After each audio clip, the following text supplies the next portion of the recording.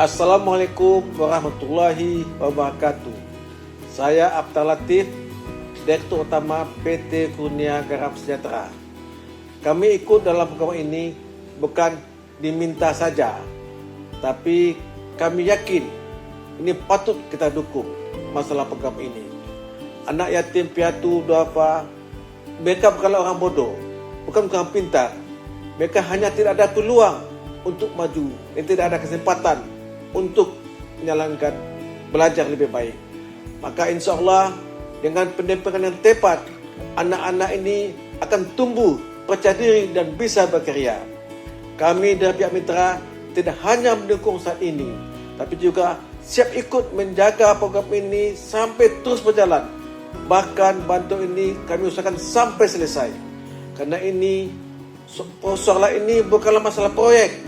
Ini adalah tanggung jawab kita bersama untuk dunia akhirat. Wassalamualaikum warahmatullahi wabarakatuh. Assalamualaikum warahmatullahi wabarakatuh. Saya Kultum Kara Uma selaku Direktur PT Kurnia Garam Sejahtera mendukung program ini. Rekam jejak kerjasama. PT KGS atau Kurnia Garam Sejahtera masih belum memiliki unit khusus CSR atau Corporate Social Responsibility. Namun, kegiatan sosial telah menjadi bagian dari praktik rutin perusahaan. Selama ini, kegiatan sosial dijalankan secara mandiri, tanpa kerjasama formal dengan pihak luar. Bantuan disalurkan langsung ke masyarakat dalam bentuk santunan yatim dan duafa, dukungan pendidikan, dan bantuan ke masjid dan lingkungan sekitarnya. Kegiatan ini dilakukan setiap tahun dan menjadi komitmen pribadi pimpinan serta bagian dari budaya perusahaan. Dana berasal dari internal perusahaan sebagai bentuk kesungguhan dan kepedulian. Masyarakat sudah banyak merasakan manfaatnya, meskipun belum terdokumentasi secara formal. PT KGS telah melaksanakan CSR pada 5 tahun terakhir, yaitu pada tahun 2024, KGS telah melakukan santunan kesehatan sosial, pendidikan, dan modal usaha, yaitu senilai 60 juta rupiah. Pada tahun 2023, KGS melakukan bantuan biaya pendidikan dan keuangan, yaitu sebesar 50 juta rupiah. Pada tahun 2022, KGS melakukan renovasi tempat ibadah dan bantuan pendidikan, yaitu sebesar 50 juta rupiah. Pada tahun 2021, KGS melakukan bantuan biaya kesehatan sosial dan pendidikan sebesar 40 juta rupiah. Dan pada tahun 2020, PT KGS telah melakukan santunan sosial bantuan pendidikan dan kesehatan sebesar 30 juta rupiah. Bentuk keterlibatan dan kontribusi PT KGS memberikan dukungan dana sebesar 132 juta rupiah yang berasal dari dana CSR internal perusahaan. PT KGS membantu distribusi dan logistik ke wilayah pelaksanaan program, memberikan akses jejaring lokal seperti RT, RW, dan masjid. Dan PT KGS telah mendukung pelaksanaan kegiatan lapangan terutama yang berbasis komunitas. PT KGS berkomitmen untuk terus mendampingi termasuk dalam upaya replikasi program di lokasi lain di masa mendatang. Tidak hanya itu, program ini menjadi bagian dari transisi CSR PT KGS dari yang bersifat bantuan langsung menjadi pemberdayaan jangka panjang. Kebermanfaatan bagi PT KGS. Kegiatan sosial yang selama ini dijalankan jadi lebih terarah. Biasanya, bantuan langsung ke masyarakat, sekarang lewat program ini, bantuannya jadi lebih fokus dan bisa dirasakan lebih banyak orang. Dan lebih dekat dengan masyarakat, khususnya dengan anak-anak yatim dan duafa. Banyak dari mereka sebelumnya belum terjangkau. Sekarang mereka bisa ikut terlibat dari dekat. Rasa bangga secara pribadi maupun dari perusahaan, karena bantuan bukan cuma dana, tapi ikut mendampingi dan menyaksikan anak-anak ini belajar dan berkembang. Nama baik perusahaan PT KGS juga ikut tumbuh. Karena PT KGS tidak hanya berjualan garam, tapi peduli pada pendidikan dan masa depan anak-anak. Kedepannya, PT KGS ingin terus melanjutkan program seperti ini.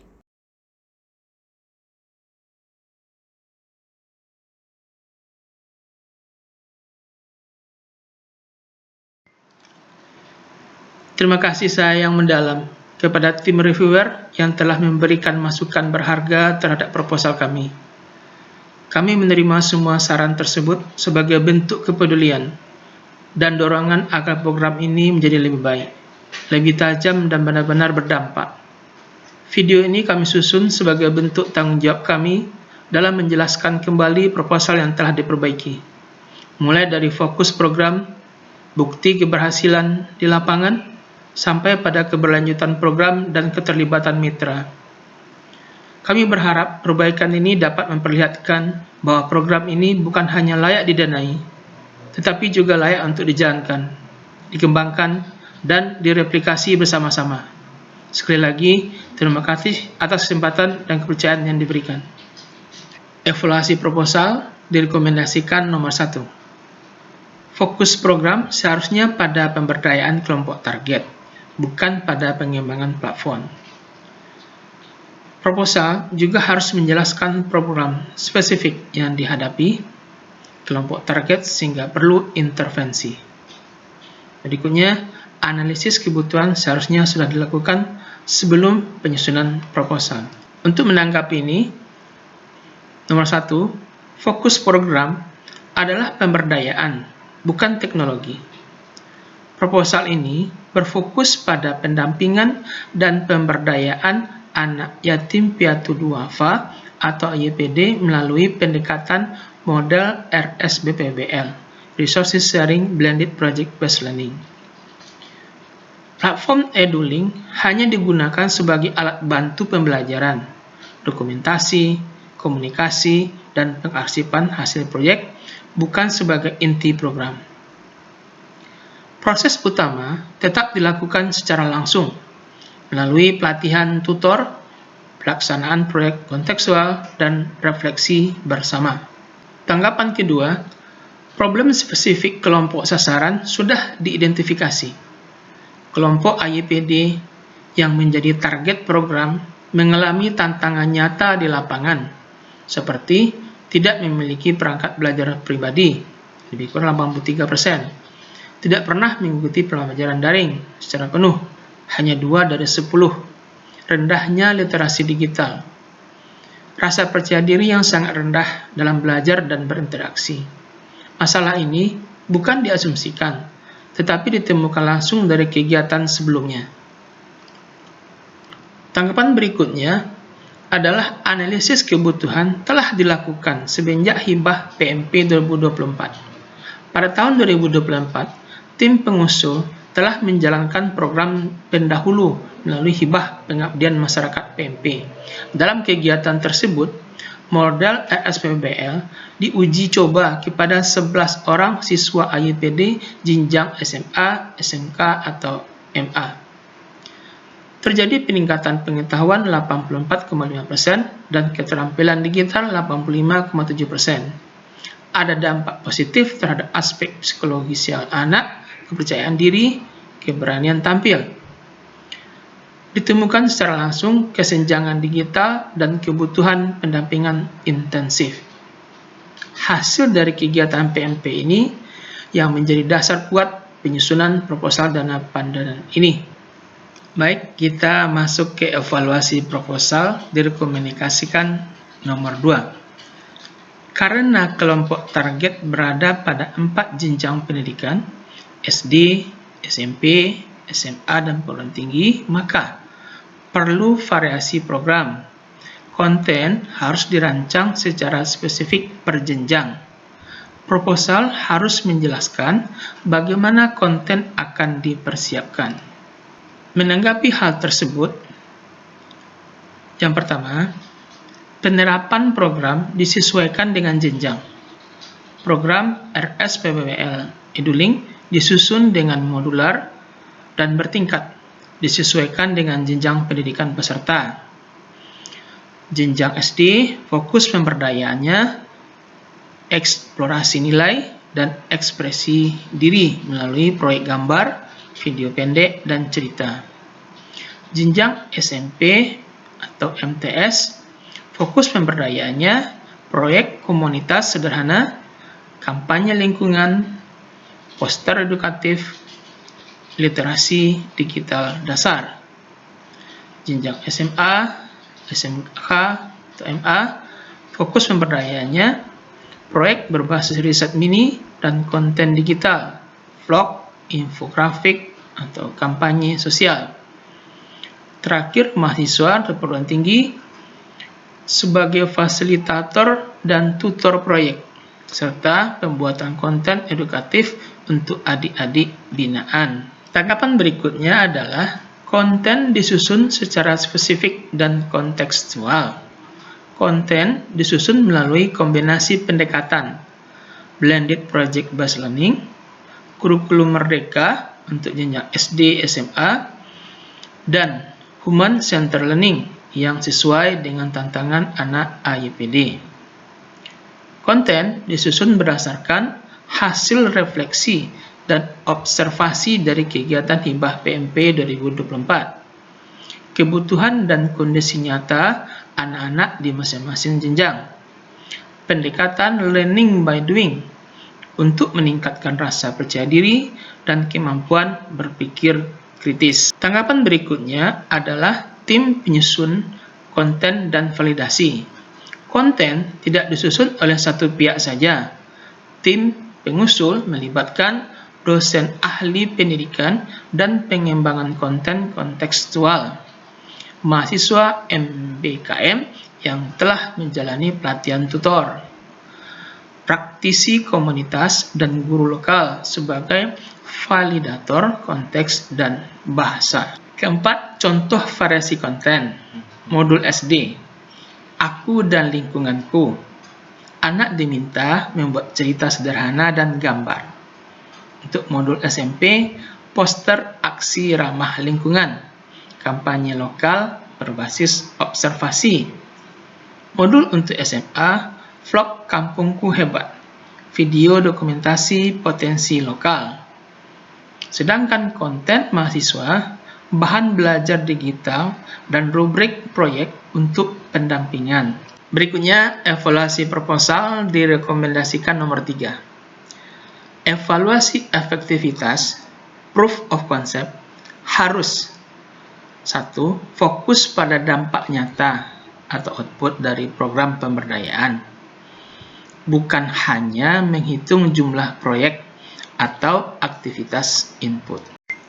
Menanggapi direkomendasikan nomor 3 ini, pertama, proof of concept telah dilakukan melalui hibah PMP 2024. Program RSPBL telah diuji cobakan secara nyata pada tahun 2024 melalui hibah PMP pada 11 orang siswa AYPD jenjang SMA, SMA, SMK, atau MA.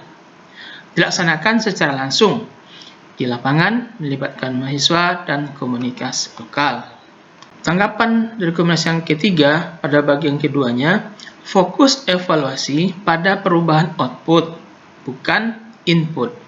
Yang diukur bukan hanya jumlah proyek, tapi apa dampaknya terhadap anak-anak. Beberapa indikator output yang dihasilkan dari pilot program pada hibah PMP tersebut adalah dimensi output pengetahuan akademik, hasilnya peningkatan rata-rata 84,5%. Keterampilan digital, peningkatan rata-rata 85,7%. Dimensi output kepercayaan diri dan psikososial, hasilnya testimoni dari siswa, tutor, dan orang tua. Anak lebih aktif, percaya diri, tampil, mau bicara di depan umum. Dimensi output karya siswa, hasilnya 4 proyek anak digunakan. Dimensi output inisiatif belajar lanjut, hasilnya muncul kelompok belajar mandiri pasca program tanpa insentif dana. Tanggapan berikutnya, dokumen bukti output disiapkan. Untuk mendukung proof of concept berbasis output, telah disiapkan portofolio siswa, dokumentasi karya dan refleksi, rubrik penilaian, keterlibatan dan perkembangan belajar, rekaman hasil presentasi proyek anak, survei pre-post tentang literasi digital dan kepercayaan diri.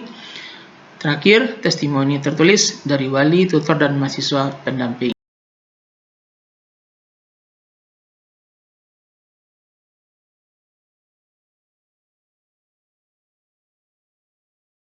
Berikutnya, evaluasi proposal direkomendasikan nomor 5. Pengusul perlu merumuskan secara lebih jelas kondisi kelompok target AYPD, khususnya dalam aspek pendidikan dan kesulitan belajar yang dihadapi.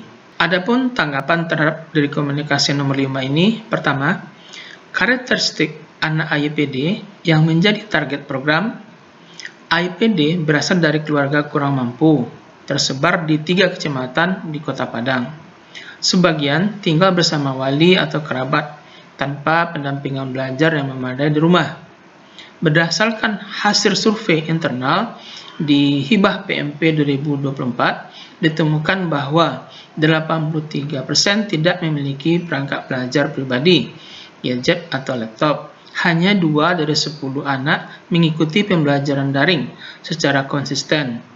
Banyak dari mereka yang jarang mendapat dukungan belajar karena keterbatasan ekonomi dan waktu orang tua atau wali. Nomor 2, kesulitan belajar yang spesifik dihadapi oleh AYPD. Dari hasil observasi dan pendampingan lapangan, berikut adalah kesulitan spesifik yang mereka alami. Aspek kognitif, kesulitan yang dihadapi, sulit memahami materi karena tidak punya akses belajar tambahan. Aspek afektif, rasa minder, tidak percaya diri, tidak berani tampil atau bertanya. Aspek teknis, kesulitan yang dihadapi, tidak terbiasa menggunakan aplikasi pembelajaran, literasi digital rendah. Berikutnya, aspek lingkungan. Kesulitan yang dihadapi, rumah tidak kondusif untuk belajar, tidak ada ruang atau waktu khusus untuk belajar. Aspek berikutnya, sosial emosional. Kesulitan yang dihadapi cenderung menarik diri, tidak aktif berinteraksi, dan mudah putus asa. Yang ketiga, kondisi ini bukan asumsi, tapi berdasarkan data lapangan. Seluruh temuan di atas adalah hasil dari survei keluarga dan anak AYPD dalam program sebelumnya, Hibah PMP 2024. Observasi pendamping dan tutor mahasiswa. Juga dilakukan informasi informal dengan guru, wali, dan pengurus masjid. Inilah dasar kenapa pendekatan RSPBL dirancang untuk menjawab kebutuhan anak-anak yang bukan hanya butuh pelajaran, tetapi butuh penguatan karakter, kepercayaan diri, dan pengalaman belajar yang relevan. Selanjutnya, evaluasi proposal direkomendasikan nomor 6. Proposal perlu menjelaskan langkah-langkah pelaksanaan program secara lebih jelas dan harus sesuai dengan karakter inovasi yang ditawarkan.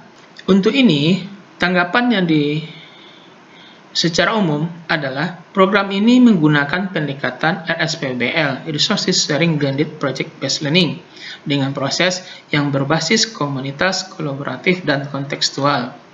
Langkah-langkah pelaksanaan disusun secara sistematis dalam 6 tahap utama. Langkah-langkah pelaksanaan itu yang pertama, pemetaan sosial dan validasi peserta, menyusun daftar anak-anak AYPD di 3 kecamatan target, melibatkan pengurus masjid dan sekolah, melakukan asesmen awal, kebutuhan dan hambatan belajar. Langkah kedua, rekrutmen dan pelatihan tutor serta mahasiswa pendamping, menyeleksi mahasiswa dari program MBKM dan relawan lokal, melaksanakan pelatihan tutor dengan materi fasilitas PBL, komunikasi anak, dan refleksi belajar. Selanjutnya, simulasi pelaksanaan proyek di masing-masing jenjang pendidikan. Yang ketiga adalah distribusi dan pengenalan modul proyek per jenjang. Modul disusun khusus untuk SD, SMP, SMA, dan mahasiswa. Bentuk proyek, observasi, kampanye lingkungan, vlog edukatif, cerita komunikatif, dan seterusnya. Modul bersifat fleksibel dan berbasis lingkungan sekitar anak. Adapun langkah keempat, pendampingan pelaksanaan proyek oleh anak. Anak melaksanakan proyek dalam kelompok kecil dengan pendampingan tutor. Mahasiswa mendokumentasikan proses dan memberi umpan balik. Proyek dikerjakan dalam 2-3 minggu dengan keterlibatan aktif dari anak. Langkah kelima, presentasi hasil dan forum komunitas. Anak-anak mempresentasikan hasil proyek di masjid atau di sekolah. Warga atau orang tua hadir sebagai audiens. Forum ini menjadi ruang validasi sosial, dan afirmasi untuk anak-anak. Adapun langkah ke-6, refleksi, evaluasi, dan dokumentasi. Anak-anak melakukan refleksi personal dengan panduan pertanyaan. Tim penyusun portofolio digital dan video dokumenter pendek. Evaluasi program dilakukan berdasarkan rubrik keterlibatan dan perubahan. Inovasi yang dilakukan, inovasi utama dari program ini bukan sekadar platform, tetapi metode pemberdayaan AYPD yang menggabungkan 1. Belajar berbasis proyek yang kontekstual. 2. Kolaborasi antar jenjang anak dan mahasiswa. 3. Pendekatan resources sharing dan refleksi sosial. Dan keempat, dokumentasi proses belajar sebagai bentuk kepemilikan anak terhadap pembelajaran.